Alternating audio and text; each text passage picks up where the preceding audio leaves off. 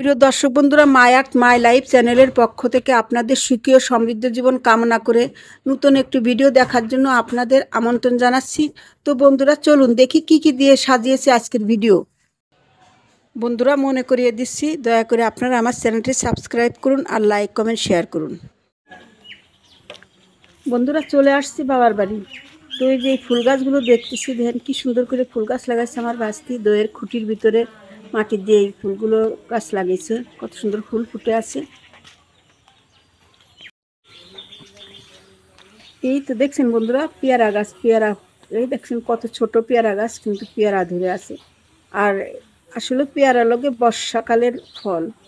হ্যাঁ, বর্ষাকালে এই পেয়ারা হয়, এখনো ভালো পাকে নাই। এই যে থাই গাছ, থাই পেয়ারা, এগুলো থাই পেয়ারা। এই পেয়ারা বেশি লাগাইছিলাম, তাই নিয়ে জানি লাগাইছিলাম।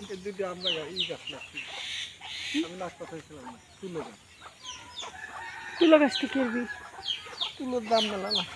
ঢাকা বাসাতে এই বাজার থেকে এই গোল গোল সুন্দর পেয়ারা এনে খাইছিলাম, এত সুন্দর মিষ্টি ছিল। তো বিচি লাগাইছিলাম, সেই বিচির থেকে গাছ হলো, ওই গাছটা এনে আমি আমার বাবার বাড়িতে এনে লাগাইছি। তো এখন কি সুন্দর ফল ধরছে, পেয়ারা ধরে আছে। কি ফলের গাছ? নারকেল গাছ লাগাস নি করে করতে পারি, একটু নারকেল খাবার পারি না।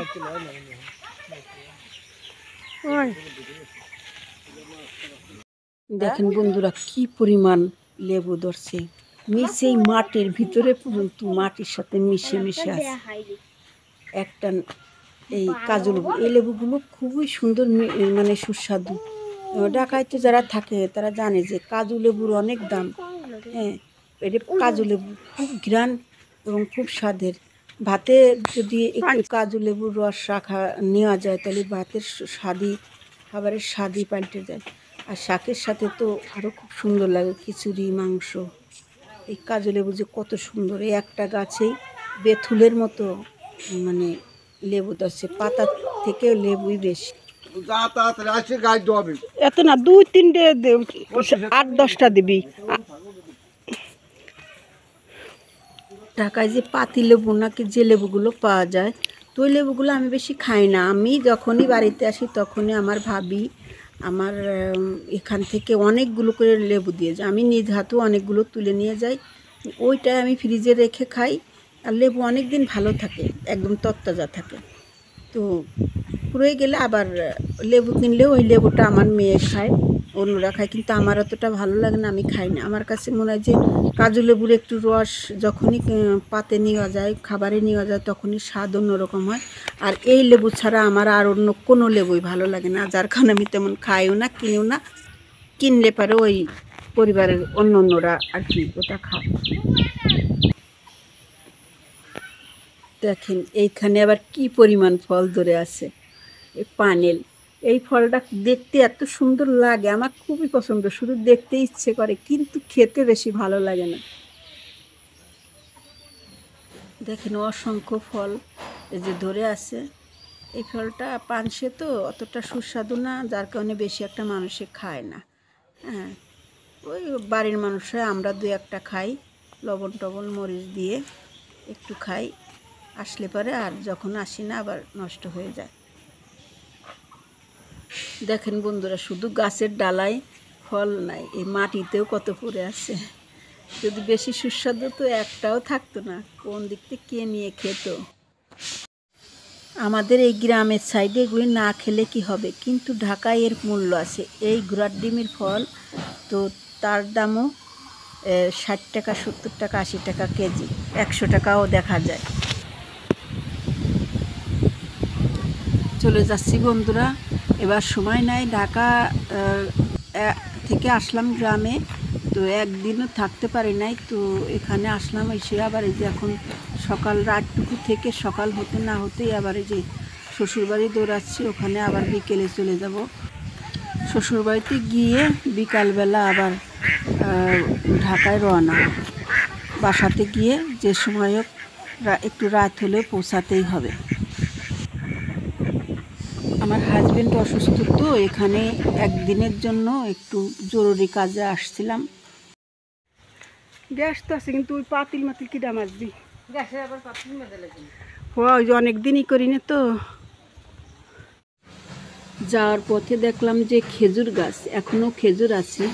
বৈশাখ মাস চলে গেছে, আষাঢ় মাস রয়েছে আজকে 1 তারিখ 2 তারিখ, কিন্তু এই যে কত সুন্দর সোনার মতো, সবুজের মাঝে সোনার মতো এই খেজুরগুলো ধরে আছে। এই খেজুরগুলো অনেক পুষ্টিকর, কিন্তু মানুষ এখন আর বেশি একটা খায় না। আমরা ছোটোবেলা আগে অনেক প্রচুর পরিমাণে এই খেজুর খাইছি, অনেক খেজুর পাচ্ছি। খেজুর গাছের এই বাধাগুলো কেটে কেটে ঘরে রাখছে, আর পেকে গেছে, আমরা খাইছি, ইচ্ছে মতো খাইছি। কিন্তু এখন আর ঢাকা চলে গেছে, এখন আর একটা খেজুর পায় না। আর এই তরতাজা সুন্দর মিষ্টি সুস্বাদু এই ফলগুলো আর খেতে পারি না। এখানে দেখেন তাল, এই যে তাল শাঁস, আরে বাবা কি দাম ঢাকা শহরে তাল শাঁসের। আর এখানে বন্ধুরা বাড়িতে চলে আসছি, তো এসে আমি ছিলাম না, কিন্তু তবু আমার গাছগুলো অনাদরেই আর কি বেড়ে উঠছে। দেখা যায় যে কত সুন্দর ওরা নিঃসঙ্গভাবে সব একে অপরকে জড়াজড়ি করে যে বেঁচে আছে। পানি টানি দেওয়া হয় না, তবুও যে হাসনাইনা ফুলের গাছ আমার এই গেটের কাছে, আমার খুবই পছন্দের একটা সবচেয়ে প্রিয় ফুল আমার এই হাসনাইনা ফুল। তো এই যে সব কিছু রয়েছে, কিন্তু আমি নাই। আমি আসছি, আসার পরে দেখি যে এই কুমড়ো গাছগুলো কি সুন্দর এই ডুগাগুলো হয়ে আছে। তো বাড়িতে আর থাকা হয় না, বাড়ি করলাম তাতে কি হয়েছে, কিন্তু আমার বাড়িতে থাকাই হয় না, ঢাকায় আবার দৌড়াদৌড়ি করতে হয় বাসাতে। আমার গ্রামে বেশি ভালো লাগে, কিন্তু ভালো লাগলে কী হবে, থাকতে তো পারি না।